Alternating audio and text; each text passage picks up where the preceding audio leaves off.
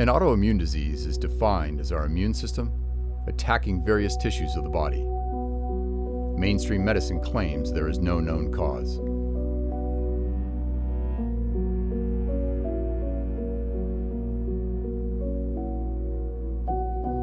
I was diagnosed at 14 with rheumatoid arthritis. This manifested as swelling and pain in nearly every joint. I never quite bought the theory that my immune system had malfunctioned and turned against me. I wanted to trust it knew what it was doing, but it felt like my body was on fire.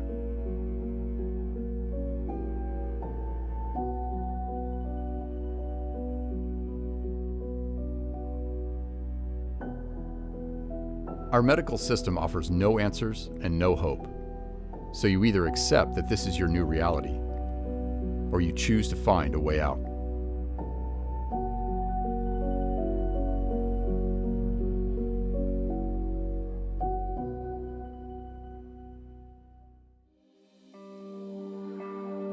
I grew up immersed in the beauty of Lake Tahoe and had the incredible opportunity to spend every moment possible outside among the natural playground. Being active was my identity. I lived for exploration, competition, and all the creative ways to challenge myself. But just as I started 8th grade, things changed.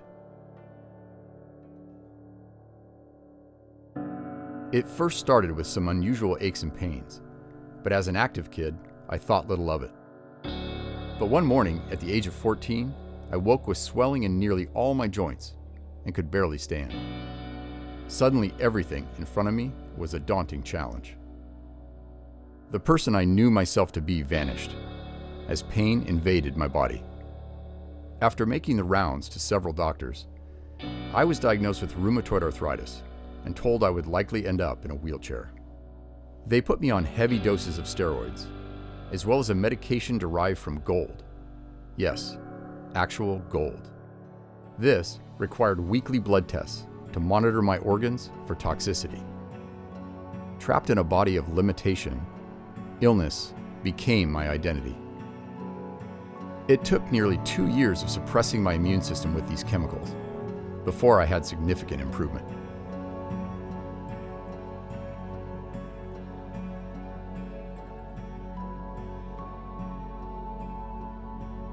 In an autoimmune process, the body's defenses create inflammation on various tissues.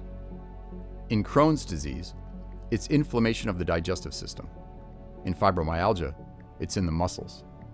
In rheumatoid arthritis, swelling and pain fill the joints. Eventually, the gold stopped working, and I was put on methotrexate, a powerful immunosuppressant also used as a chemotherapy drug. It reduced my inflammation enough to achieve partial remission. So, after film school, I headed to Hollywood.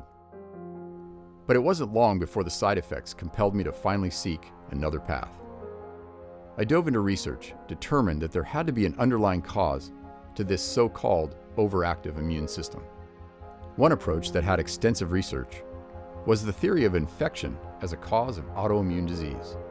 Dr. Thomas Brown was the pioneer of low-dose antibiotic therapy. Several books had documented his approach. This treatment was announced in 1949. Dr. Brown cured thousands of patients, thousands, wrote many, many scientific articles. There have been huge double-blind placebo-controlled studies with hundreds and hundreds of patients. We're trying to bring attention to the tetracycline protocol because it goes to the root of the problem and doesn't just address the symptoms. One of the most renowned physicians to follow up on Dr. Brown's work is Dr. Franco.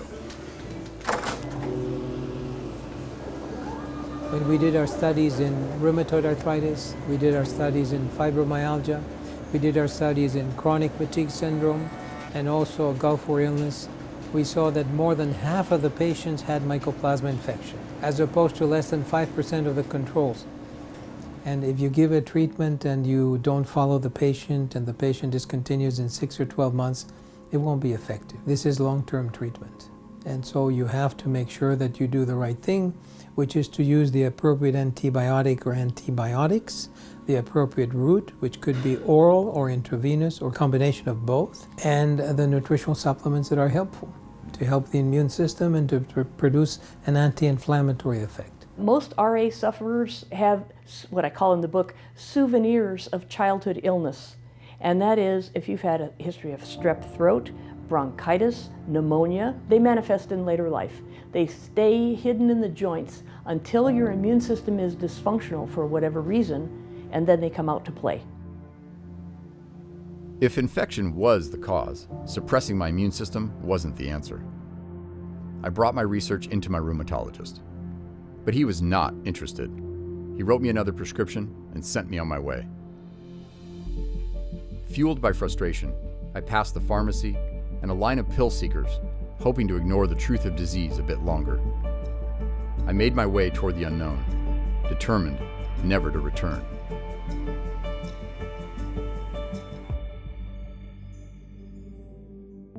I sought out a naturopathic doctor who said all the medications had put some serious mileage on my body. It was time for a change. Without a doubt, this is my worst knee right here. You can also notice my hands. I just get like random swelling of certain joints. My elbow is another problem. As you can see, my left elbow will extend all the way, whereas my right elbow is limited to here. We began the antibiotic therapy, as well as homeopathic and ozone injections into the joints. First shot we're going to do is more of an anti-inflammatory shot with a little B12 procaine, which is an anesthetic, and a homeopathic medication for anti-inflammatory properties. We also did ultraviolet blood irradiation, which can help kill pathogens in the body and stimulate certain aspects of the immune system. It's been a while since we did your hormone testing. Maybe this would be a good time to retest some of your testosterone levels and thyroid. No. She's missed my vein a few times. Hopefully she can find one. One essential component was testing that would determine the optimal diet for my metabolic type. There's about 85 autoimmune diseases now that have been recognized, and they really have but one very simple type of thing. It's related very significantly to gastrointestinal health, and we know that starts literally conception, during pregnancy. What did people eat during those first years that basically formed our microbiome, or which is our microflora within our gastrointestinal tract? So we often think of an autoimmune process as something that's gone awry. It's really not. The immune system is totally normal. It's these triggers that basically feed into it that keep triggering inflammation. And we now know that inflammation is the #1 underlying issue for all disease. So the concept is when your immune system is activated, it's activated to protect you. Rarely is it an immune system that's gone haywire and doesn't have any controls. So the question is, what is it trying to protect you from? And of course, it's very common that some of the foods we eat, if they don't make us sick, if we don't feel stomach pain or abdominal pains or gas or bloating when we eat something, we think the food's okay for us. But in the example of celiac disease, for example, for every one person that has gut symptoms, there are 8 that don't.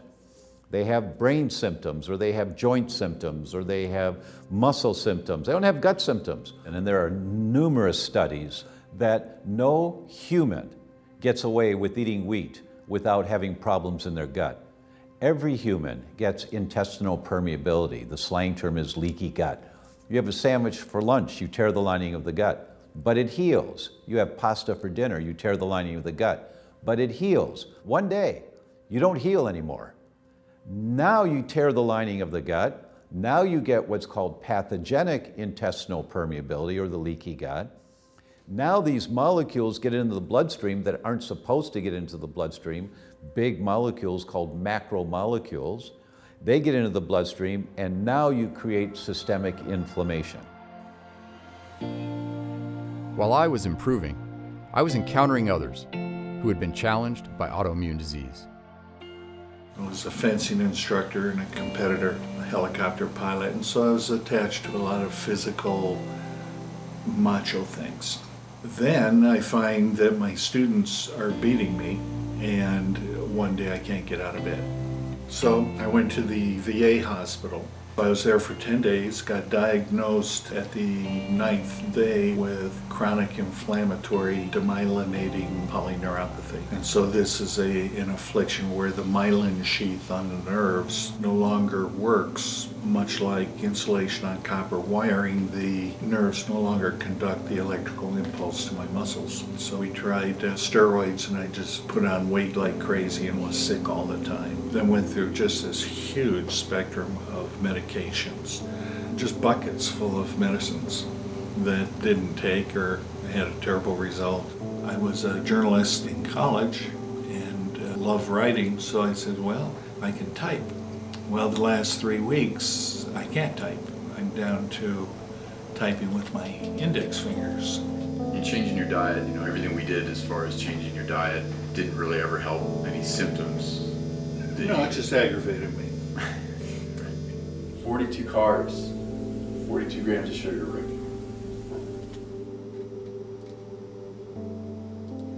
Rick struggled with the diet changes, but he began a variety of aggressive alternative modalities, including chelation therapy, to treat heavy metal toxicity.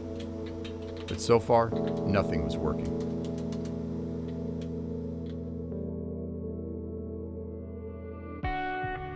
All my joints had healed significantly, though one knee continued to slow me down. My friends were offering me their advice on the healing journey.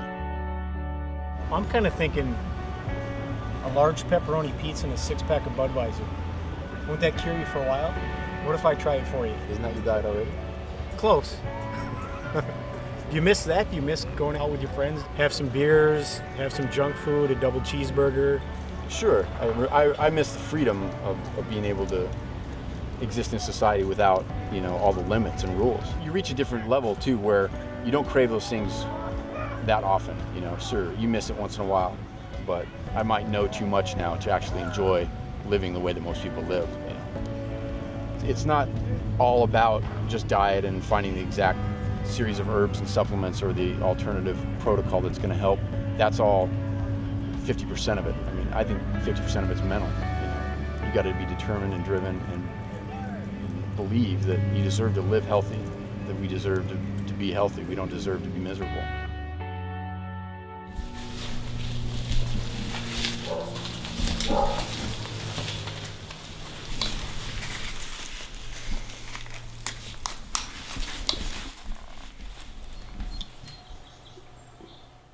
Well, I love how optimistic I was.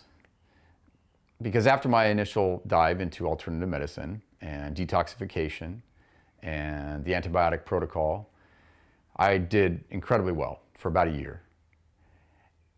And then the pain returned in my knees. All my other joints were healed, which was incredible and made a huge difference. And it let me know that I had really achieved something. But for the next 6 years, I had 2 steps forward and 2 steps back, despite exploring whatever alternative medicine I could and whatever I could afford. I decided to start a support group, reach out and connect with other people so we could share war stories and share insights.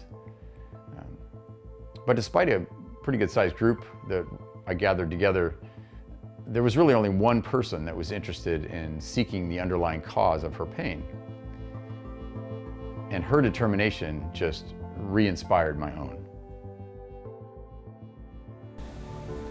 Before I got sick, I was pretty active. We lived on a boat, sailed around the Bahamas for a little over a year, and traveled extensively. That's what we both did for work. I'm a writer and my husband is a painter, and his paintings are based on his travels.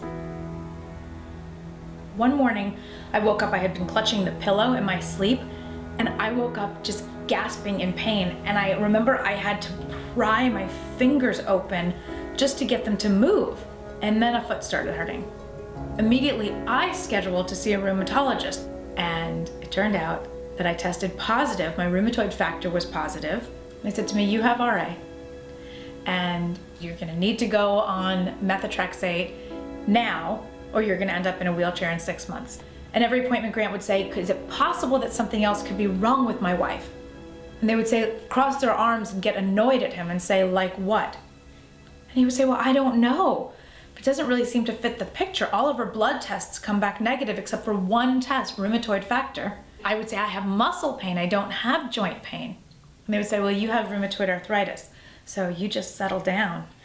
You just settle down and and have your methotrexate injection, and we'll see you in 4 weeks. After several opinions, one rheumatologist offered another theory.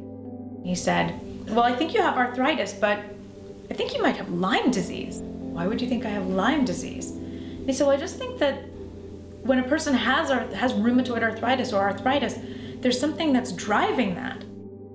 Lyme is an infection transmitted by a tick bite through a spirochete bacteria called Borrelia burgdorferi.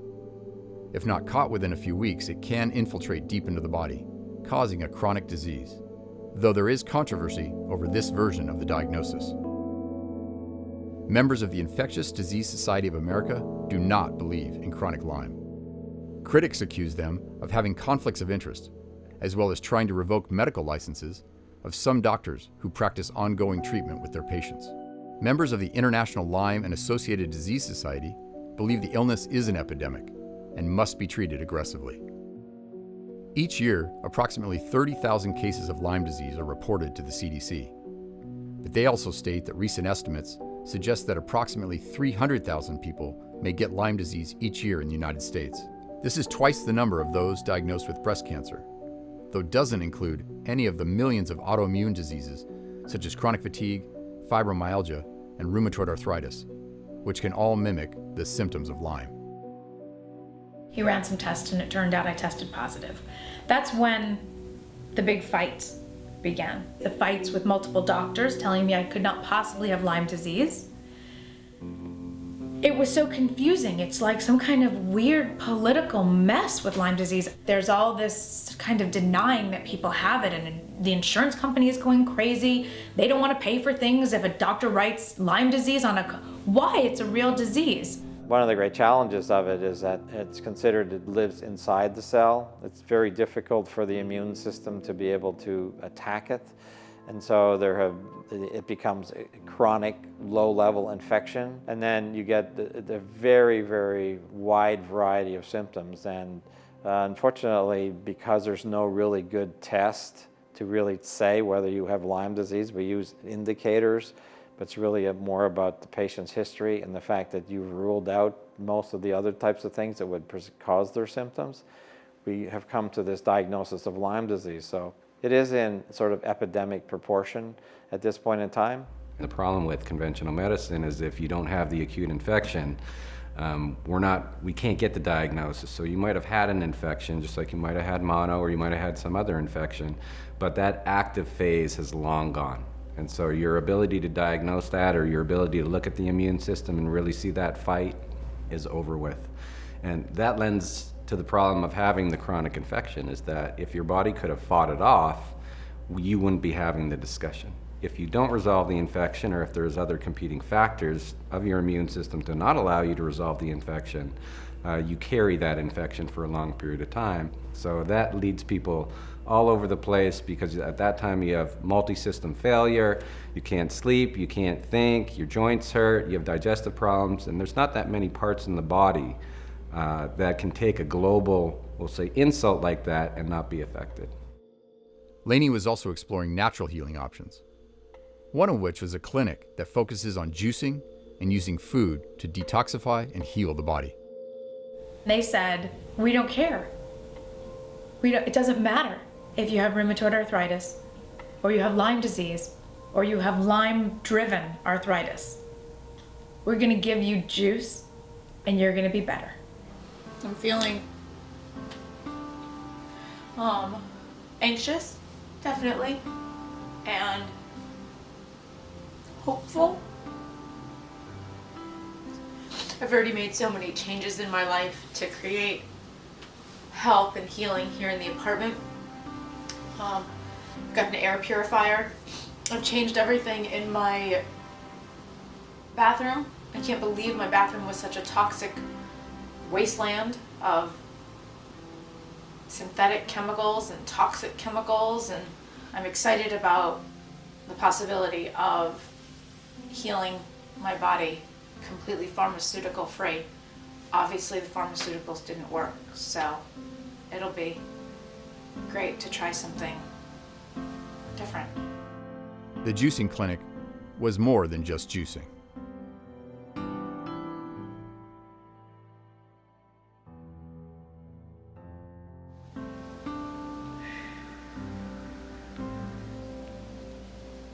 I'm feeling really overwhelmed. What do we have? We're gonna have some food for you? Yeah? You're gonna feel a lot better when you have some food. What do we got here? We got some, here it is. Here we got it. Oh my There's god. the oatmeal. Actually, it looks pretty good, doesn't it? Oh, come on. I can't. You can do it. The juice all day long. 13 glasses of fresh pressed juice a day. You went into the hospital in a wheelchair and you actually came out 2 weeks later. Not at all in a wheelchair. I came out 2 weeks later having walked a quarter of a mile to the beach and back. On the very last night, I walked up and down the stairs backwards to the cheering of everyone in the dining room. You know, it was incredible the progress that I had and that everyone had seen me have in just 2 short weeks, that I was so much better. But like many other wonderful healing protocols, there was a plateau. The pain returned after 3 months, and little by little, I ended up back in the wheelchair. And when I got to the 1-year mark, I said, listen, this can't possibly be right. I can't possibly be in this much pain. I'm taking so many supplements all day long. There was so much juice. It was almost impossible to sustain. At that point, I hadn't been in a restaurant. I hadn't eaten anything out of my house in 1 year. That's gonna be fine for me if that's gonna be a trade-off, that I'm gonna get better. But I wasn't getting better. I was still really sick. Mario, an actor and acting instructor from New York, was diagnosed with Lyme disease in 2011. Throughout my whole life, there's always been this weird struggle with fatigue, but that was my norm. So I didn't really notice it. But then once I went to college and the stress started getting to me, the fatigue started exacerbating. And people were kind of putting that to depression. Saying I was depressed, which I wasn't. I was getting depressed because I was really tired. So we tried a whole slew of medicines, nothing worked. No one would give me answers. So finally I went to one doctor. She called me and was like, I'm so sorry, but you came back positive for Lyme disease. Well, I was like, what are you sorry about? This is great. I'm gonna take antibiotics and I'm gonna get better, you know. Right. I had no idea what I was in for. I was sitting in the room today and I was surrounded by, again, around a lot of very ill people, both old and young.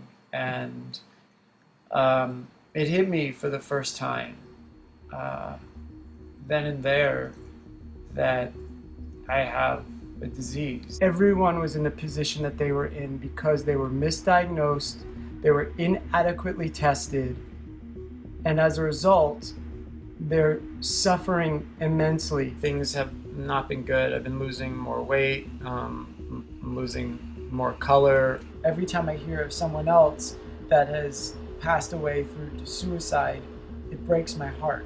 We need the research, we need the treatment, we need this country to admit that it exists because it's happening all over the place. By that time, I was taking an amount of Bactrim that no human being should be taking, and I was on that for a really long time, and my body just was decaying. I was literally turning into nothing. So that's when I started learning more about natural approaches and biological medicine. So, you know, we all started to collaborate to find a way to get me to pay for my bills in New York and then get me to Switzerland. As expected, Lainey kept searching, and she too discovered the renowned Paracelsus Clinic in Switzerland. I'm hopeful about what's going to happen in Switzerland. However, about a year ago, I stopped looking for a cure, which is something that I thought would be instantaneous, and started seeing it as a healing, like a marathon.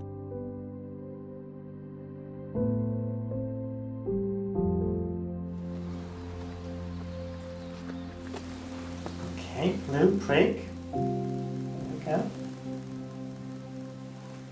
That's on it. Okay, next one. Oh. Those are the red blood cells? Yes. Hi, guys. Can you see that? Yeah, yeah.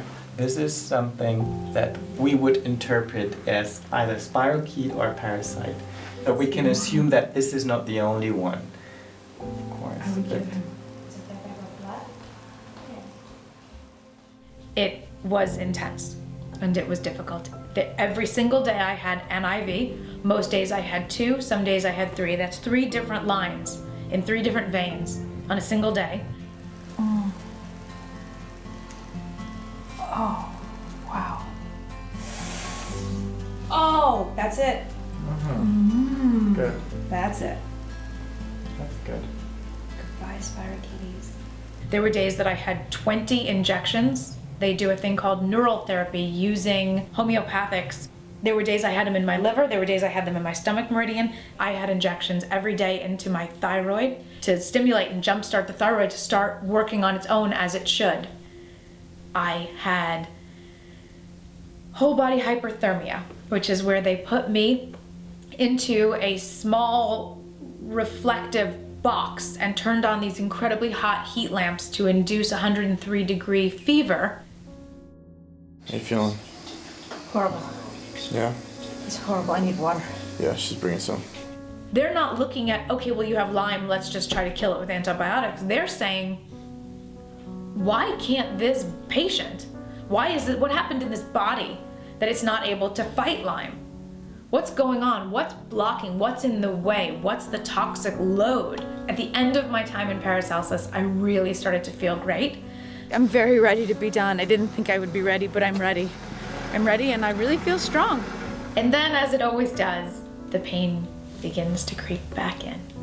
And I'm here at home now at post-Paracelsus following their protocol. I do an IV every other day.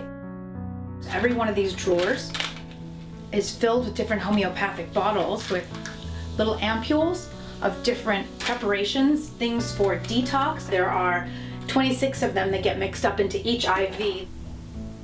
Grant just put a line into my vein, right into my arm. And I did not breathe the whole time. I gotta tell you, that was pretty scary. But we did it.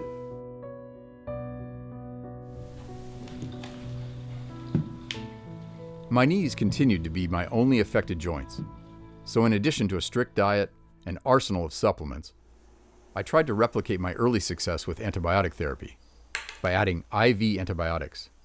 I did a daily infusion, 1 week a month, for a year. Part of the problem is that you get what's called a Hersheimer reaction, which can be very, very painful because as the organisms die off in your joints, they produce hydrogen peroxide. Herxheimers are brutal. It just feels like there's a war going on inside your body. Many healers will tell you that this is just a healing crisis and that you have to get through it and you'll feel better on the other side. But some of them are just unbearable and they go on for weeks, if not months. Thanks to the generosity of friends and family, Mario was also headed to Switzerland. The next thing I knew, my parents were taking me in a wheelchair to the airport, and I was so sick.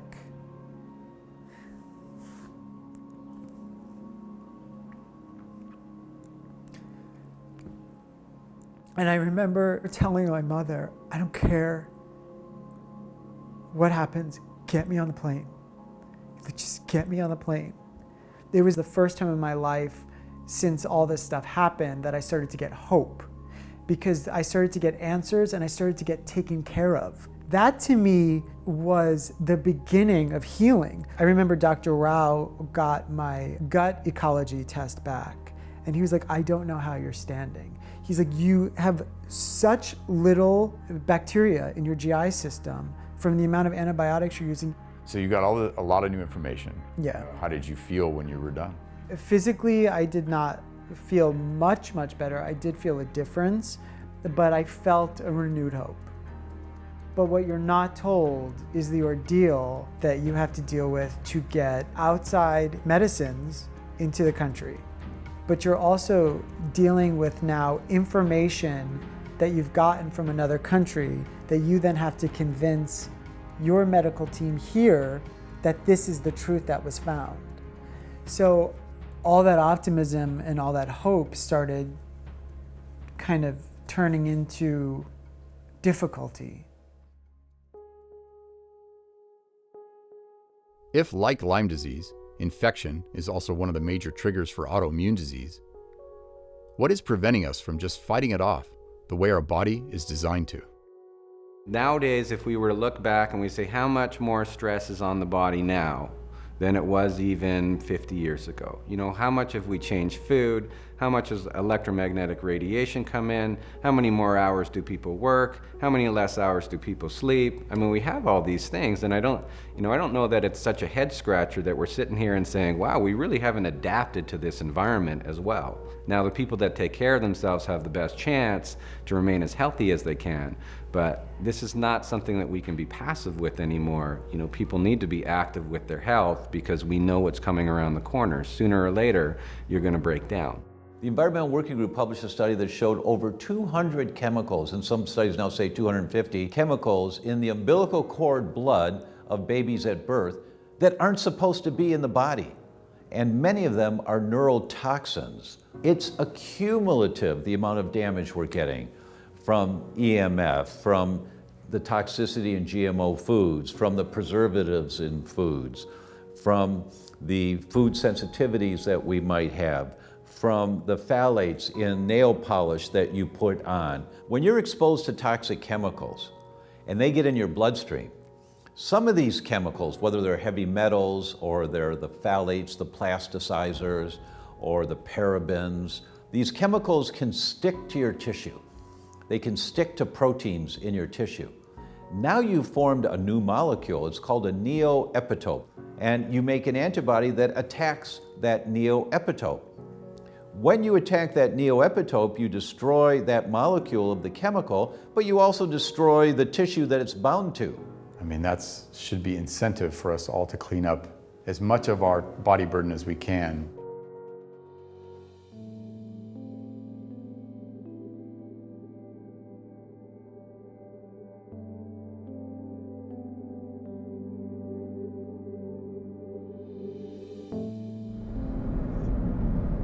There is a movement against the toxic food and chemicals that have made their way into our lives. And once people are informed, they have a choice. And very quickly, things like organic and free range and non-GMO and gluten-free become new expectations that society has on the food that we have access to. And that has a direct economic impact. And companies have to respond to that. So we, the people, have to just have higher expectations about what we allow into the marketplace and what we buy. Because if there's no money in it, they're not going to produce it.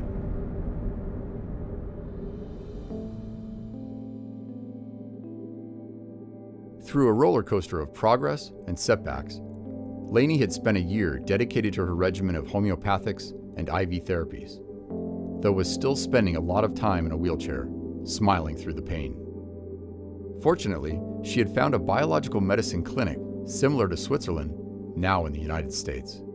Biological medicine looks at really how the body works. It looks at the physiology and the biochemistry of what's going on internally. And so when we practice in our clinic biological medicine, what we're mostly looking for is not, oh, you have pain, you have a name of disease, because we really don't treat diseases. Biological medicine is not about the disease, it's about the individual. In this clinic, what we find generally, any patient with a chronic illness, we'll say, has almost always got a minimum of 5 different organ systems that are out of balance. Could be their digestive system, could be their endocrine system, it's nearly always the lymphatic system. When we have organs, and every organ's going to go under a certain amount of work at certain periods of time, whether that's stress or whether that's poor nutrition or whether that's toxicity from the environment, but those organs are still going to do the job. And sometimes we're just not capable to do all those jobs at once. And so the doctor's job in biological medicine is to assess which part of that, we'll say which part of that program isn't being correctly executed by the patient, and then to use the therapies to help the patient do that. I guess I've been having to do some soul searching, and if this doesn't work, this, whatever this is, that this new wizard is going to do. If this doesn't work, I don't really know what else I'm supposed to do after that. Biological medicine has utilized technology where other facets of alternative medicine, such as naturopathic medicine, or we even say classical Chinese medicine, I mean, they still have their own diagnostics, but they're missing a lot of the technological advances that probably occurred. Some of those being thermographies, which test 119 points, so we can see which organs are basically responding, or which organs are heating, or which organs have blood flow in the patterns that they're supposed to have blood flow. We want to do heart rate variability, so we can see, is your nervous system more stressed, or is your nervous system more relaxed? And we do unique scans and looking at different parts of the body and seeing which parts of the body are actually doing what they're supposed to do. I want to see the sympathetic nervous system at like 60%. Oh, mine's too and I'd high. love to see this parasympathetic nervous system at 40%. I see. And we're at 100. Dr. Drobot reviewed Laney's extensive regimen. Well, we're going to make this a little easier. How about that? When I'm looking at treatment plans, you know, I'm saying like, wow, that's a lot, like that is a lot of things to do. And it's not only a lot of things to do, it's a lot of things for your body to do. And in her particular case, I mean, she was on the right track. It's just, let's not try to do everything all at once. And in fact, let's get a little bit more into the diagnostics and figure out maybe what we shouldn't be doing at the same time that we're doing something else. And then her big piece was, let's look at this hormonal system and let's look at this nervous system and let's at least put these things into play. All the rest of these tests, as far as kidney clearing tests, liver enzymes, everything looks great because you've done a great job of keeping a clean lifestyle. I need your body to relax. That's what it wants to do. It wants to relax, open up some blood flow, send some white blood cells to some tissues. Spirochetes are somewhere because your white blood cells aren't. There's nothing that doesn't work when you put more blood flow into it because you get more nutrition there and you get more waste away. Testing of Laney's digestive system determined she did not have enough energy or heat to digest raw foods. Intestinal stuff is cold. If you eat a salad in a cold system, now we've created 40 hours of work. You gotta put blood flow. You said, Jeff, I'm freezing. And I said, well, you're spending all your blood flow on your salad. So it's just a waste of time. It's a better way to eat, but it's a way to eat when you have a machine to break that fruit down. We might as well let the crock pot spend its energy than you spend your energy. After you've gone through, illness or disease or stress, oftentimes those cells don't have the ability to produce energy. And that's what food is supposed to do. You're supposed to eat food. It's supposed to be a certain amount of work to get this amazing energy out of it, but a lot of times even that digestive tract is too tired to make that exchange, so we have to take treatments and actually get the body, or exogenously get the body to produce energy instead of endogenously. And then that provides us a bank account to be spent on other parts of the clinic, which is usually, again, focused on some of the detoxification and reworking of things that we don't want in the body. When multiple systems are not working efficiently or properly, it gets run down. And we know that ideally the charge within an individual cell should be at a certain point. So we use things like MagnaPulse, we use things like an electron foot bath, we use things like Valkian to literally try and recharge somebody's battery to get their cells working more efficiently. Electron foot baths usually last 30 to 45 minutes and use conduction to drive and shift electrons through the body. The treatment may help with cellular complication, energy, and complement other treatments by enhancing treatment benefits. Back in 2007, Rick and I had explored a way to give the body energy through microcurrent treatment, as delivering an electrical current can help fuel cell energy production and communication. So I'm watching the timer here because coming down to the end of the treatment, been about an hour, and toward the end I'm pretty ready to be done with it. Just because it starts to tingle and kind of itch a little bit, it gets kind of annoying, but hardly a price to pay if it works, right? We even treated meridians through the teeth. I think now is a good time for us to chat. Yeah, I think so. No one can say we didn't go out on to the edges of alternative medicine, right? You're right. How's your grip strength just in general compared to 6 months ago? I tested that again today, and the grip strength is the same as before these treatments. While I received some temporary relief, Rick did not, though he probably would have required months of additional therapy, which wasn't financially realistic for either of us. Years later, I tried it again, and the microcurrent significantly reduced my inflammation as I began walking without a cane. Though as soon as I had to reduce the frequency of treatments, my swelling returned.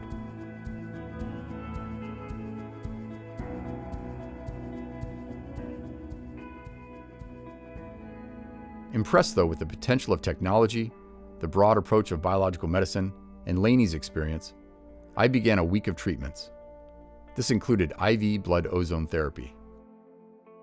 We draw the blood out, we inject ozone into your blood, and then it goes back in the system. It's very safe, it's very hygienic. It oxygenates the blood, and when you oxygenate the blood, you oxygenate the tissues. It's very effective as an antiseptic. It's very effective for killing off infections and pathogens, and it does oxygenate your cells, plus it kind of stimulates your antioxidant ability in your body. I also did ionized oxygen therapy, as well as the MagnaPulse, a pulsed electromagnetic field therapy which can help recharge the mitochondria within the cells. And will this make lightning shoot out of my eyes eventually? It was clear the treatments added power to my cells, as I actually felt worse, while my immune system used the additional energy for healing. Severe fatigue and increased joint pain followed. After a month of misery, I gave in and had Dr. Franco drain my knee and hit it with cortisone. Temporary, but essential relief. My latest knee x-rays revealed continued deterioration of the cartilage from 30 years of inflammation. Rheumatoid arthritis, over time, can actually cause traditional osteoarthritis. This is a lateral view to see virtually no space there. And this is your right knee, which is also involved, and there is very little space, you can see there. And you have a spur on this side as well. Knee replacements could possibly improve some of the joint pain, but unless we solve the underlying cause of the inflammation, I would still have swelling in all the surrounding tissues. My lab work showed my vitamin D was low, despite what I thought was an adequate dose in my multivitamin. Vitamin D is actually a powerful hormone that can control the expression of genes in the body. Extensive studies have shown a majority of people are deficient, and that keeping your blood levels at above 60 nanograms per milliliter is essential and can help prevent not just autoimmune diseases, but cancer and heart disease. This would require a bit more sun exposure, as well as increasing my supplement to 10,000 international units per day. You had said that you personally were diagnosed with rheumatoid arthritis. Nobody wakes up with rheumatoid arthritis at 14 years old. Nobody does. It's there for years beforehand. You just have to kill off enough cells that eventually that tissue can't work right anymore. That's what happens when you have elevated antibodies to your own tissue. That's called the autoimmune spectrum, that it starts with the elevated antibodies. Eventually, the organ that the antibodies are attacking, whether it's your thyroid or your joint or your brain, whatever tissue it is, can't function right anymore because it's been being destroyed enough. Now you start getting symptoms, and then eventually you get the diagnosis. Dr. Melissa Arbuckle published a paper in 2003 that identified this. It was a game changer for us in the world of healthcare. She went to the VA and asked for permission to look at the blood of the currently diagnosed lupus patients when they were healthy in the Navy years ago. And she got permission. What did she find? Every single lupus patient had the 7 antibodies to lupus, or 7, elevated 5 years before they ever had a symptom. And some of these antibodies were elevated 11 years before they ever had symptoms. And so the point for anyone with an autoimmune condition is to work with a doctor to go back and find out, why are these antibodies elevated? Is it because of what's on the end of my fork? And there are literally thousands of studies of food sensitivities contributing to the development of autoimmunity. Is it because of what I'm breathing? Toxic air? Is it because of emotions? If you're going to stop this mechanism, you have to go back and find out what's triggering the mechanism, not just deal with the symptoms. Things that we didn't even think were possible, like your emotions affecting your immunity. You know, it wasn't that long ago, it was just a few decades ago that that was considered heresy. And the field that I grew up in, my scientific field, psychoneuroimmunology, didn't even exist 40 years ago, because this idea that the mind and the immune system were connected, you know, didn't make sense to the scientists at that time. And so then what you had were this dedicated group of scientists that had some interesting data, and they said, you know, we're seeing something that's making us think that the immune system might be connected to the brain. Because of that dedicated effort of this group of scientists, there's a huge field of psychoneuroimmunology, psychoneuroendocrinology. What it's teaching us is that we have profound power over our own health. So all these things that we, you know, thought we needed to take some outside agent or seek an outside person to help us with, we're starting to realize, well, you know, maybe I'm the healing agent. You know, maybe it actually starts with me, and it starts with my own consciousness, and it starts with how I'm processing my emotions. Am I processing them? You know, am I a slave to them? It plays a huge role in our health, and we're just discovering how deep that connection is. You are an energetic system, and you are also not separate from your environment. We think that we are this discrete object, and we end with the hair on our skin, at which point the rest of the universe begins. But it's not like that. We're part of a giant pulsating energy field, and we're trading information all the time with this field. And so that essentially on its own changes everything. And then you've got the whole idea that thoughts are an actual something with the capacity to change physical matter. And that also changes everything. So we have to get past the idea that things are finite and stable. And also, the other thing to understand is that a quantum particle isn't an actual anything yet. It's just a potential of something. It's only made and realized when an observer or a scientist takes a measurement or observes it. That whole idea is huge. It really changes what healing is, and it changes who I am and how I'm supposed to live. The Biomed Center added yet another way of delivering frequency to the body. 2 minutes into sitting in front of the laser, I started to feel a tremendous well of emotion coming up from inside of me. It was just like something cracked open. Endless, endless tears. I don't think I've ever cried like that in my whole life. It was clear evidence that there was something else going on besides just pain in my joints, that there was gonna be some other work that was gonna have to be done. So first of all, I believe that any physical illness has a psychological, emotional component to it, right? So it always makes sense to me that when you work with somebody who has particularly a chronic condition, heart disease, cancer, autoimmune disorders, chronic pain, to always investigate the emotional component. It's amazing to me how many people go through into a medical treatment without even considering that there is an issue. So in my work with people over time, I focus more on the question of identity. So how does identity develop, and how does experiences that we go through in life, whether it's trauma or diseases or positive experiences, they construct and influence our structure of identity. Sometimes when we have a lot to hide, not from other people, it's actually mostly from ourselves, things that we haven't come to terms with, or fear, or certain memories that are very painful for us. And when you protect yourself from that, it's a very thick barrier. And when you start crossing through that barrier, it's like there is a lot of energy there that is stored, and it has to come out. It's coming out all the time, actually, for people. Most of the time it comes out as emotional outbursts, it comes out as illnesses. That stress, those illnesses, they become integrated into self-perception, into a state of identity. And ultimately, for me, the purpose is to investigate that. What it usually leads to people is to breaking that identity and reconstructing it again in a way that is healthier. I see trauma as something that happens that overwhelms us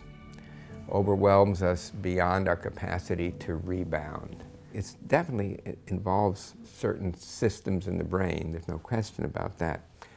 But primarily it involves things that happen in the body. So when we're threatened, we stiffen, we brace, we go into preparation for fight or flight, or we collapse, freeze, or collapse in overwhelming helplessness. Things happen within the nervous system that don't unhappen. And different traumas or stress, neglect, abuse, things like that, they accumulate over time. The work of Folletti on the ACE studies, where you look at a certain number of these adverse childhood experiences, and if they add up to a certain amount, you're going to be very likely suffering from a whole spectrum of conditions. So the ACE study, or the Adverse Childhood Effects Study, was a joint effort between the CDC and Kaiser, and it was a longitudinal study that lasted about over 40 years, where they followed people from early childhood into adulthood to identify the correlation between adverse childhood effects and how that then impacted both physical and mental health later on in adulthood. So things like, was there a parent that was a substance abuser or a parent in jail? Or was there physical, sexual, or emotional abuse in the home? And so the higher number of experiences that children had positively correlated to the kind of breadth of physical or mental illness that they would then experience in adulthood. Things that happen and throw our nervous systems, particularly the core regulatory parts of our nervous systems, out of line. And once that happens, unless we find a way to shift out of that, it remains chronic. Mm-hmm.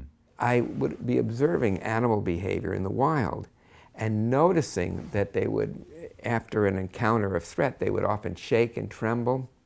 And I was also noticing this in the clients and the people that I was starting to work with who were suffering from these kinds of traumas, and they were very similar.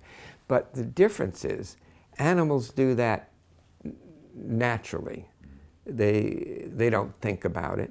It just happens. And I think what happens with people is we overthink ourselves. So when the very sensations that will help bring us back to equilibrium are occurring, we fear of them and we brace against them. We hold them back.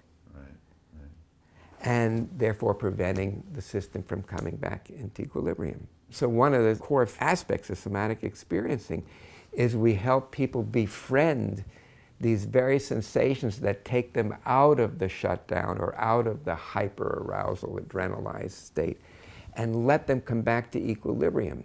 Because again, our nervous systems, our bodies are designed to do that. With such a breakthrough on the last session with anger and some of the homework you gave me in my meditations, I think that's been very helpful to continue to work through that. I'm sure that there's more to release in terms of stress or any kind of buildup from all those years of pain. Some work that I really like to do is kidney adrenal work, which just means offering some concentrated support in the region of the kidneys and the adrenals. Oftentimes that gives people an experience of feeling really supported, like someone's got their back. If you'd like, you can join me with your awareness in the area where my hand is. So just kind of bringing your attention there, noticing what it's like to have some extra support in that region. I can actually feel kind of the kidney dropping a little bit, more towards my hand, and I'm just curious if you notice anything in that region right now. Just relaxing like that, it's almost like it opens up space for emotion. Huh. You know, like Yeah. I just started to feel a lot of emotion. How might you have labeled that emotion or this emotion? It's almost like relief, Hmm. you know? I mean, what is it about the touch that does that to the body, or you're bringing an awareness to an area? Yeah, well, Peter Levine said it so simply but perfectly that conscious awareness aids the rewiring of the nervous system. Okay. Right? So even just bringing our awareness to something, that very attention provides an opportunity for some kind of shift to happen. In the nervous system, you have two primary branches, sympathetic, parasympathetic. If you think about the nervous system as a car, right? The sympathetic branch is essentially the gas pedal of the car. When there is trauma, and especially developmental trauma from an early stage, what happens is the sympathetic turns on and it never turns off because the system is chronically in a state of stress, whether that has to do with environmental factors, psychological factors, or even physical ones, like young children who are put on antibiotics for long periods of time, right? It puts a stress, a load on their system and creates more inflammation. So sympathetic is supposed to turn off, it's not. Parasympathetic is sort of hanging out waiting for it to turn off, and it doesn't. So essentially what happens is sympathetic and parasympathetic turn on and stay on at the same time. What happens are two things simultaneously. You go nowhere and you burn the engine out. So one kind of perspective about what autoimmune could be in regards to trauma is the autoimmune disorder comes online as a way to mimic what the parasympathetic system, the rest and digest system, is supposed to do but can't do. Because when somebody's struggling with autoimmune, the primary thing they need is to rest and to slow down. So it's like a forced, artificial resting with the idea that, hopefully they'll rest enough that the body will be able to heal itself and get back into those natural rhythms. But again, the idea is to get those core systems back into a regulatory state, to get to where the nervous system is perceiving safety and not just threat and competition. So again, if we're in that kind of place, it does put this load on our nervous system and disconnects us more and more from our bodies. So I think it's great that you're taking this path. So my friend Rick continued to work and write despite a gradual worsening of his condition. Unfortunately, he got severe pneumonia and passed away. This was really tough, I mean, he and I were really good friends. And I miss him. And he was originally supposed to be a big part of this documentary. We started out on this journey together and exploring all kinds of modalities. We talked about ending this movie with us running on the beach together. Something now that won't happen. He even gave me a little business card holder engraved, a jog on the beach together. I miss him, I miss our conversations. I admired how much his resilience rubbed off on me. But we may not run on the beach together, but he's with me in spirit, and I think of him often.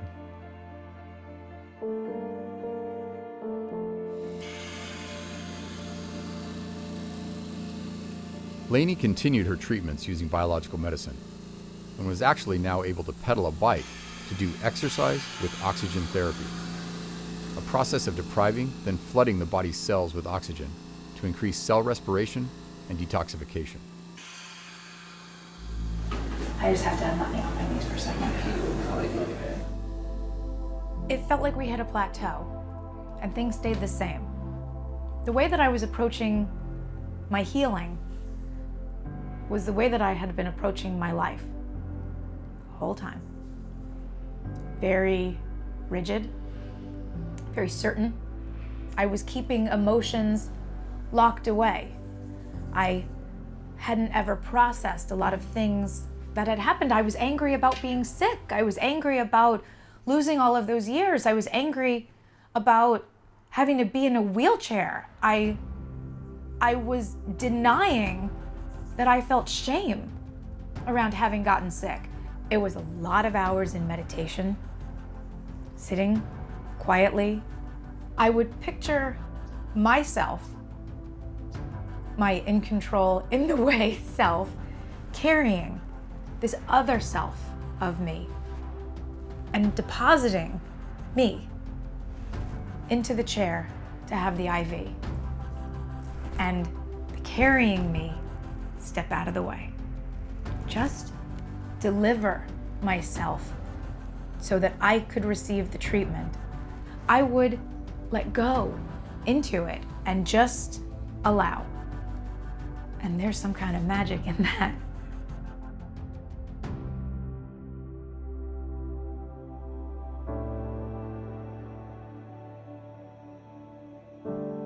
I just want to give a quick shout out and say thank you to my knees, who have been amazing on this trip. Thank you to both of my knees. I have walked so far and so hard this trip. I have really, really tromped up the sides of cliffs, down hundreds and hundreds of stairs, and it's just something that I didn't know if I would ever have again, and I'm so incredibly grateful to have been able to hike and tromp around the world.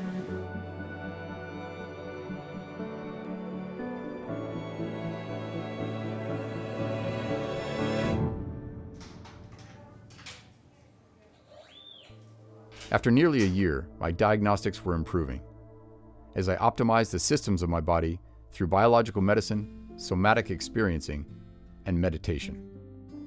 The more I meditated, the more convinced I became of its incredible power.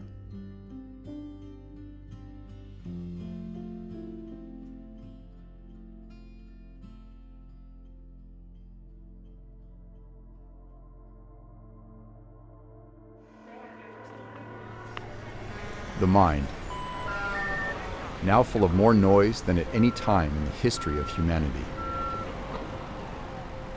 Meditation is a powerful antidote. Calming your brainwaves relaxes the nervous system, which is essential for healing. A focus on just the breath or heart shifts your attention from thinking to feeling, which further calms your neural activity. The stillness opens a door to a broader consciousness and a connection to what science calls the quantum field and what spiritual texts call the divine. From this state, I visualize a future event while generating and experiencing the corresponding emotion. This is an awesome escape from reality while potentially creating a new one.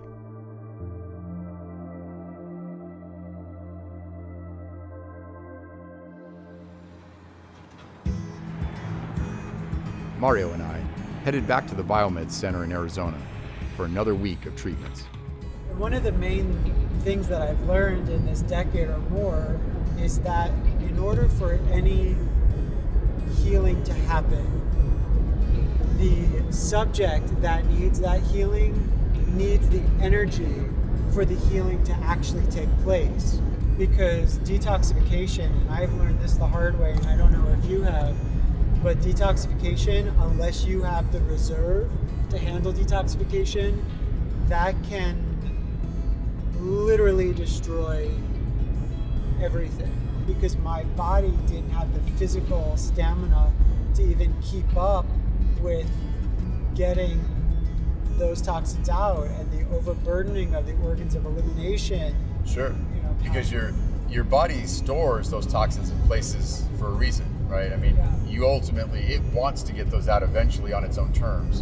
But when you force it through different means, it can not only overwhelm a normal person, but somebody who's got chronic illness, that can, like you said, you're not going to have the energy to actually facilitate that process, and then you just crash.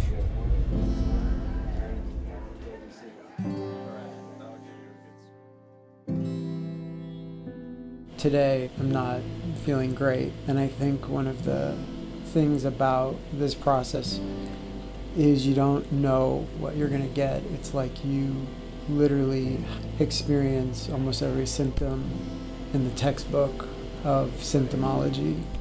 And right now, I feel like someone's squeezing my brain, like there's a vice. And yet it also feels like it's inflamed, like I can feel it against my skull, and it really creates kind of inexplicable depression, which I do my best to try to hide, to kind of function in a world that doesn't really allow for that. There's only so many times that you can let someone into the experience and it not be accepted until you finally just say, I can't let anyone into this anymore. I'm in this on my own.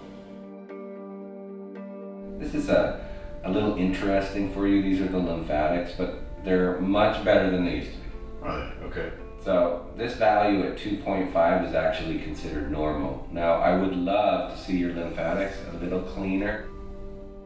The lymphatic system is a different version of your circulatory system. People are familiar with blood circulating in your veins and arteries. There's about 4 pints of blood. However, your lymphatic system also goes throughout your body. And there's about 3 or 4 times more fluid in your lymph system than there is in your circulatory system. How we move the lymph is movement. The problem is when people are in a chronic situation, oftentimes that lymphatic system hasn't been breathing or moving for years. So it's like moving concrete. And the difficult thing is there's no real medication and there's no specialist that's designated to look at the lymphatic system and to recognize whether it's functioning correctly or not. Anytime somebody brings up the word cleansing or detoxification, one of the main systems you're trying to affect is that lymphatic system. Supplementation doesn't really do a good job with it, so you need to use manual or technological advances to move that lymphatic system.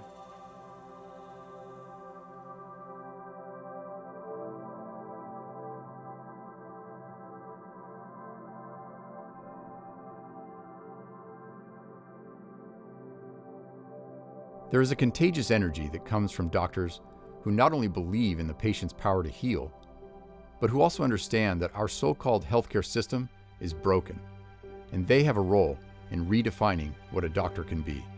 I guess the hardest thing is when you guys are looking and you can't find something, then medicine is supposed to look and find something for you, right? That's industry. There's a problem, industry addresses a problem, industry finds a solution.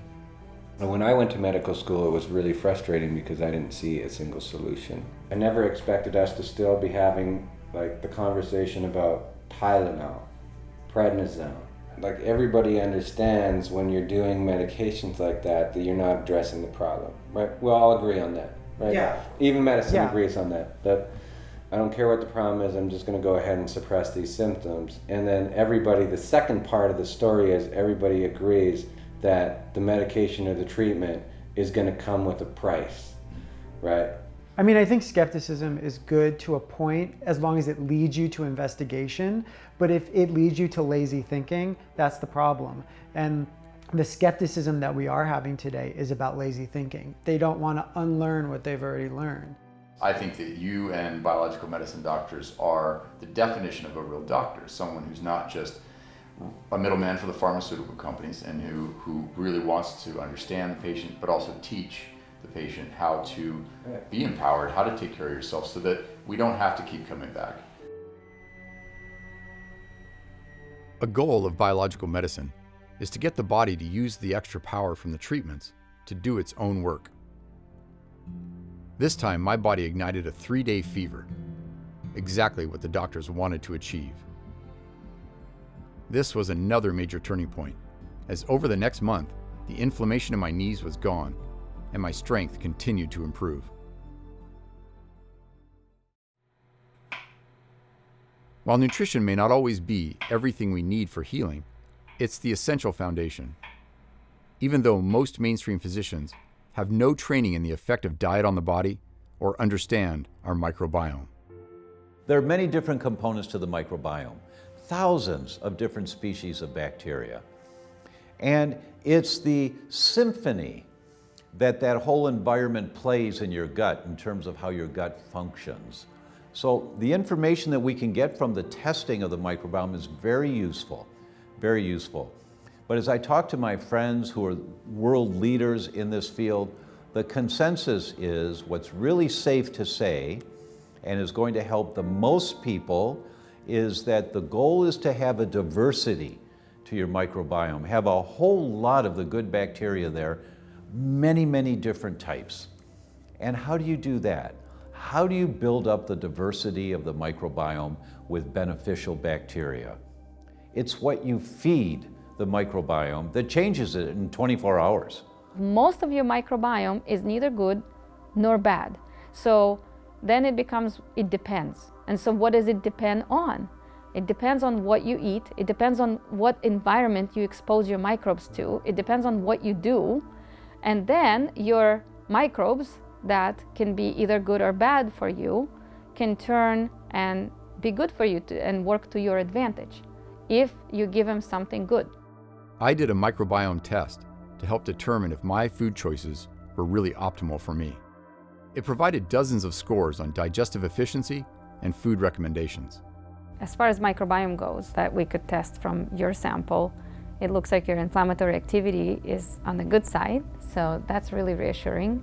Your gut lining doesn't look like it's in distress or experiencing some threat from what we can measure, but there may be specific smaller kind of molecular pathways that we score that may be somewhat of a hint. So like LPS biosynthesis is something that you have more active in terms of our gene expression that goes into pathway activity assessment. You have it more active than our average customer base, our reference population.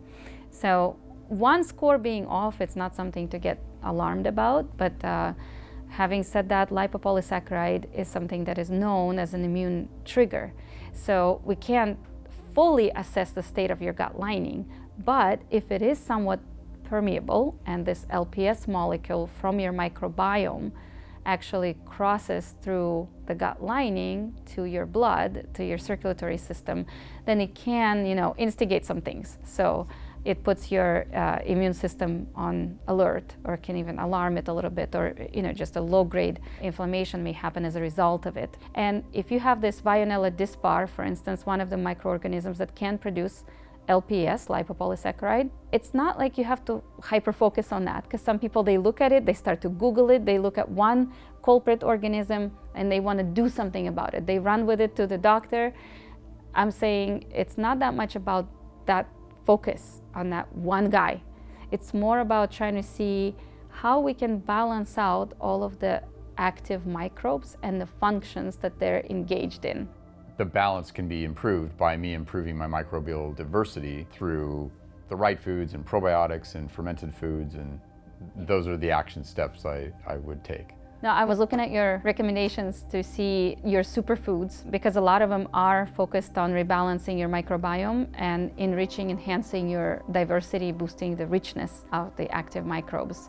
And so there are things like broccoli, which I know you already eat, and there's bok choy, and so a lot of these are very much filled with good nutrients and the types of carbohydrates that are known as resistant starches, and those things are really good for feeding your microbes and stimulating them to produce some beneficial nutrients for your gut and support your health and wellness overall.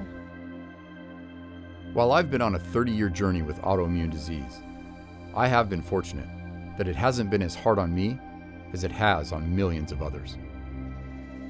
When I was diagnosed, this was a long time ago, 1968, I was on aspirin. I was taking 4 aspirin every 4 hours, 16 to 20 a day, for 10 years of my life, from 4 until 14. The elbows were the first to fail all the way to replacement within a short window of time. I mean, my ankles have been bad ever since I was young. I mean, they've been in pain for decades. But I would always go out and do stuff, play sports, and then, the next day I couldn't walk, basically. David has had rheumatoid arthritis for nearly 50 years, and despite a life of multiple joint replacements and 20 surgeries, he still works as an engineer, though recently was hospitalized for an infection caused by immune suppression from the medications. I just forgot about the severity of the risk of infection, like what happens when you do get infection. And then I hit in January of this year that I ended up with the infection in the left arm and left elbow. And that turned my world upside down. The surgeon, the orthopedic doctor, basically said, this is bad. And I didn't know what exactly they were going to do. They didn't tell me. But I came out of the surgery without an elbow. They removed the joint replacement. I basically came to the conclusion I was a defective person. Like, I'm just not a full person, a whole person. I was 38, I think, and I finally found people that had arthritis. First time I could be around other people that had rheumatoid or had arthritis and have discussions and conversations. And, you know, then you start to realize your anger is not abnormal, it's normal. I never had trouble before when I had my elbow joint, reaching for things and picking them up. So 3 of these are supplements, and then 1 of them is an actual pharmaceutical. I'm no longer taking biologics. I'm never going to go that route again, just because of the risk. Because this is the second time I've been put in a hospital for an infection, from literally after almost, you know, within a year after I started taking biologics.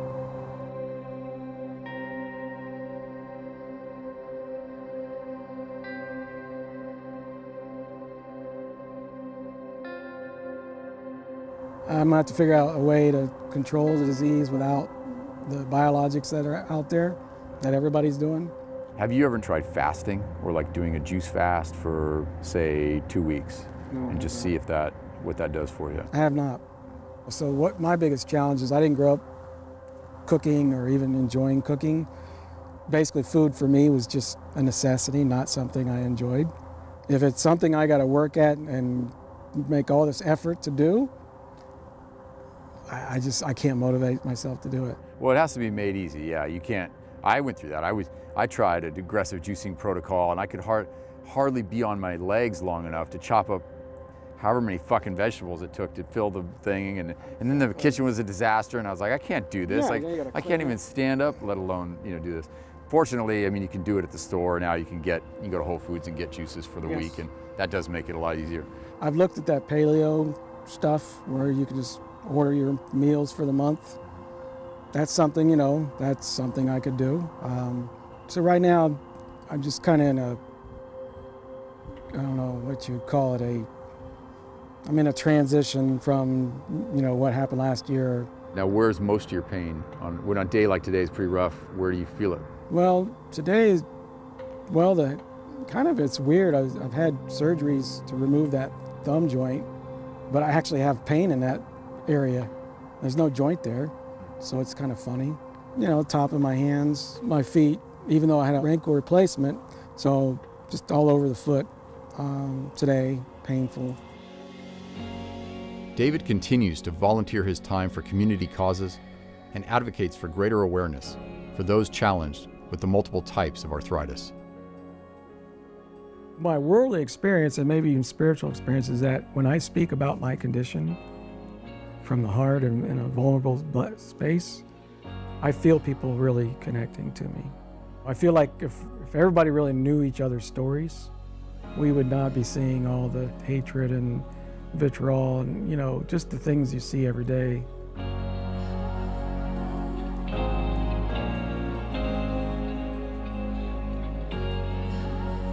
You know those chains that you use to lock up a parking lot? If you wrap that around your body, that whole feeling of this, or like feeling like you ran a marathon without ever running a marathon. And you're like, how is this possible? So I keep searching for whatever is impeding on creating vitality in my life and energy production. One invisible obstacle to our health is the electromagnetic radiation from our wireless devices. While this gets little coverage in the mainstream press, the introduction of 5G technology has many scientists and activists speaking out. We're experiencing about 100 million times more the levels of electromagnetic fields than our grandparents. We're going from 4G now up into 5G. Those are sending signals at us at frequencies that actually have the ability to jam our energetic functions, the functions in our body. Different people have different levels of sensitivities. A broad look at the data shows that while more research is needed, disregarding the disturbing results found in both animal and human studies could be equivalent to denying the early research of the 1930s and 40s that smoking caused lung cancer. It wasn't until 1964 that the Surgeon General published a report confirming that connection. Currently, over 250 scientists in the fields of health research, engineering, and physics have signed a petition warning about the concerns over EMF exposure. An interesting contrast to the stress put on the body by EMF exposure is technology that can actually generate frequencies which optimize our biology. Your body is electric. We know that. I mean, in medicine and we'll say in health, we've kind of focused on biochemistry. You see either it's pharmaceuticals or supplementation, but that's not really what your body generates energy with. Your body generates energy with physics. So it needs electrical charges, it needs frequencies, it needs these things. This biochemistry are basically catalysts, they're sloppy because that's why we get some effects and some side effects. And I'm not saying that, supplements and pharmaceuticals don't have their place. But from a biological system, you can't, like vitamin C never produced energy. And a pharmaceutical never produced energy. It might stimulate your system, but it's always a precursor to get the cells to do something else. Light therapy, or photobiomodulation, is being studied extensively now on its ability to assist energy production within the mitochondria of our cells. Using it intranasally is also showing promise in treating depression, improving cognition, and studies are underway on its potential to treat Alzheimer's disease. What we are doing is introducing light not just on the surface but into the body. The Russians first published their papers in the early 80s to show that if you introduce light by injecting it into the vein, blood circulatory system, it improves the function of the body endogenously, systemically. Blood circulation is better. Issues that involve the heart gets better. If you want to activate cells that are closer to the surface and being exposed to light, then all you need is shorter wavelength of red. If you want to penetrate deeper, you want near infrared, and there are some other properties involved as well, especially for the brain. Examples of overactive immune system is things like rheumatoid arthritis. For the brain, it is multiple sclerosis. So the immune system is attacking our own cells. Now that is where we've gone out of this balance in homeostasis. Now if photobiomodulation can show that it somehow restores or get into the process of restoring this balance, it may be able to help with the immune system. But we're investigating what it's doing for healthy brains, what it's doing for cognition, what it's doing for people in meditation.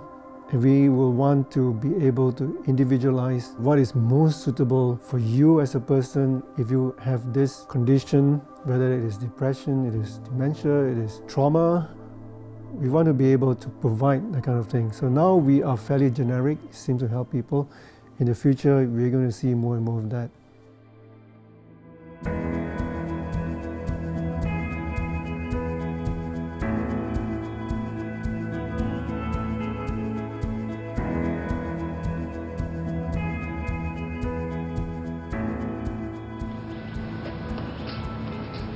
I feel so strong. I feel amazing. If someone isn't as willing and dedicated and determined as you are, then we are just going to continue on this same path of going to doctors who are basically just middlemen for the pharmaceutical company. My favorite one is the one who said to me, "You're never going to get better, you know?" And I said, "I don't really think that that's up to you." If she didn't say that, if she didn't stand up for what that belief was for herself in that moment, maybe we wouldn't be here and she wouldn't be feeling amazing like she does. We never really looked at Lyme disease. We never really said, "Oh, well, we're going to go after spirochetes." The theory was, let's boost the immune system. And I love that we asked in one of the very first appointments with Drobot, "Well, how am I going to know that I don't have Lyme anymore?" And he said, "When you're climbing mountains, you're not going to care if you have Lyme anymore." And he's right. Guess what? She's climbing mountains.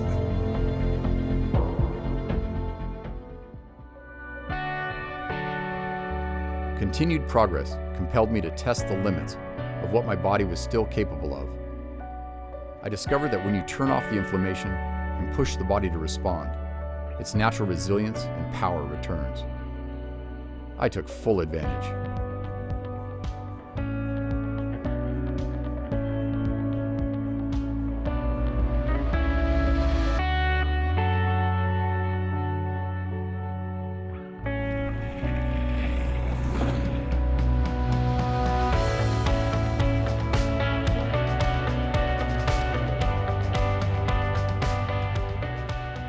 Izzy, I just grin when I see you doing this.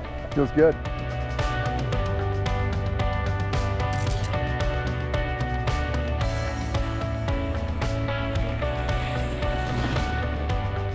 Nicely done, man. Can you fucking believe this? Yeah! Beautiful, man. There is a transformation that occurs through healing, beyond just eliminating illness. For me, it's been a new level of gratitude and a spiritual strength to engage the world with.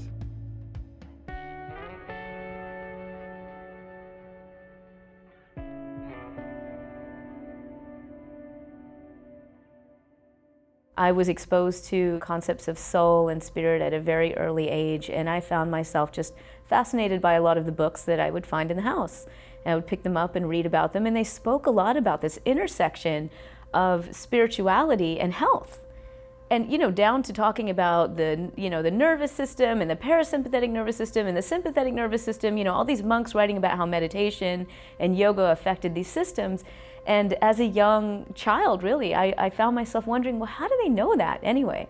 They're saying all this, and it's obviously based on their experience, but where's the data? You know, even as a young person, I'm the daughter of a scientist, I always wondered that. What the studies have been telling us, with studies that I've done, studies that other colleagues at major universities have done, there's such provocative data that's suggesting that these energy healing modalities, if you want to call them that, have these profound effects on spiritual well-being, physical well-being, and yet they're hardly being examined in the scientific field today. And so when we bring together healers that are explaining to us what that process is, how do they foster healing in another human being, we begin to ask better and deeper scientific questions that are really going to help us to elevate humanity and its healing potential. You lay out in the intention experiment a very specific meditative process of powering up and the benefits of that. How much detail is essential? You know, if I want to get from A to B, do I just have this vision of B and trust the details will work themselves out, or do I need to have, you know, the specific steps along the way? I think intention is like putting out a very specific request to the universe, and so the more specific the better. And I say that also because looking at studies of intention, including our own intention experiments, the more specific somebody's been, the better. I studied and interviewed many kinds of different masters of intention, Buddhist monks, Qigong masters, master healers. And while they all had individual kind of modalities and particular practices, they also had certain commonalities. And so I tried to take those techniques and distill them into a very simple program everybody can follow. Now, what has evolved though from this is that in putting people into groups of 8, I have been learning from these groups, like my own little petri dish, and I've discovered that when people get off of themselves and start intending for someone else, they start healing too. There's quite a lot of evidence for why this might be. You do something altruistic, even think about something altruistic, it fires up a whole element in your body that completely changes your chemistry and your biology. You just get into a group and send a healing intention together, and major, major transformations happen. It's really the power of connection. You know, we have lost that sense of community, and when people come together for some common purpose, it's amazingly transformational. Most of what we do for our survival is about cooperation. That's what our nervous systems are designed to co-participate with another nervous system through our ability to contact, to stay engaged. It's again being able to co-experience the experience of safety, of settling. And that's so important. This isn't just about symptom relief and getting rid of that thing that we don't want, but it's really about a deeper transformation and giving us access to that innate capacity that we have to really be fully engaged and enjoy our life. Whether it's diet, alternative medicine, or optimizing your body, it's not just about the illness, it's about a lot more than that. Spiritual practice, meditation, therapy, it's a very different outlook. It's not just about escaping this.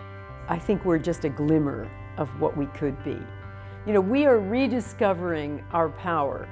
Many other cultures have understood this.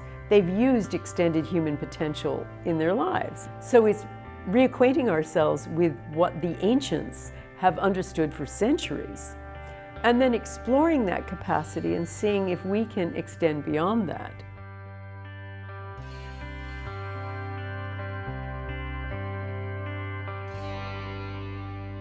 So how are you feeling now? When you start to experience gains in the process, you all of a sudden want to start rebuilding your life really quickly, kind of to make up for everything you've lost and everything that you feel like you've missed out on. But when those things come back, it actually exacerbates the despair sometimes, because you feel like you've conquered a huge wall or a huge obstacle, and then you see that obstacle again that you thought you've already conquered.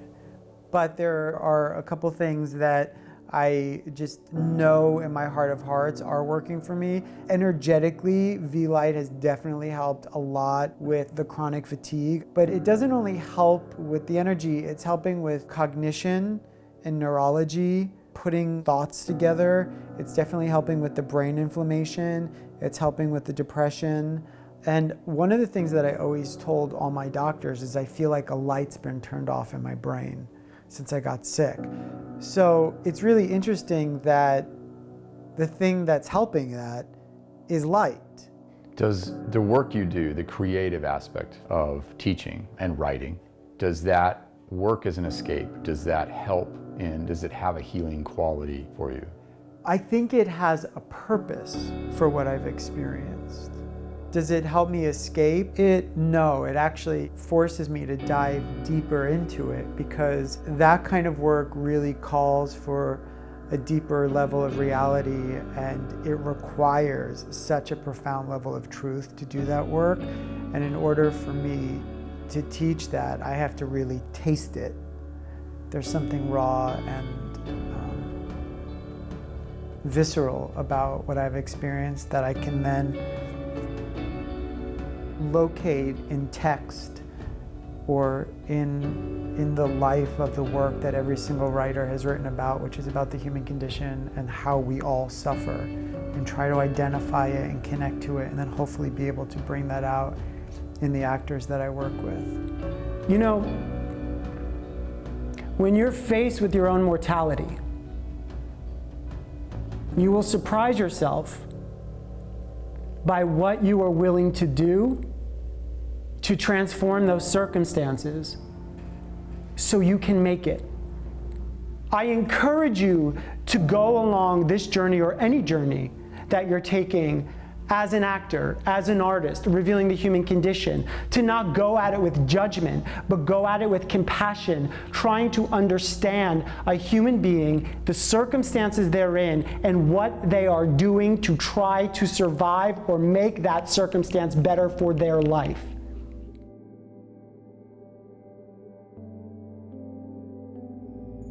The failure of medications in treating the underlying cause of almost any chronic illness is evidence that we are seeking answers from a system that isn't even asking the right questions. A diagnosis is just a label that represents symptoms, but ignores the purpose, the underlying information our biology is telling us, and puts a limit on our healing potential. But if we are to transform our medical system, we must expect more from ourselves. We can avoid years of suffering by learning what true health is and applying that knowledge. Those of us in this film have been fortunate to encounter the incredible pioneers and true healers who are always pushing the evolution of medicine. But anyone on this path must also go on a journey within. As one of the most essential components, we'll be discovering how your thoughts and emotions affect your physiology. It is our nature to be healthy, but when that is challenged, we have to seek the light in the dark and have an unlimited frame of mind about what is possible.